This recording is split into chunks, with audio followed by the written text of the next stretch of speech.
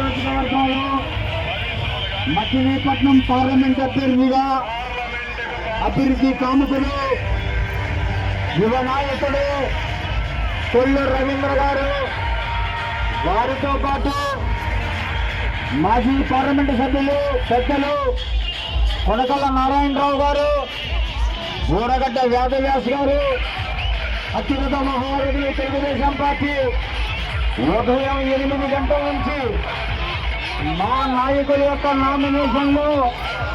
మేమందరం భాగస్వాములు కావాలని అశేష జనవాహిని మధ్య ఈరోజు నామినేషన్ దాఖలు చేస్తా ఉన్నారు కొల్లు రవీంద్ర గారు.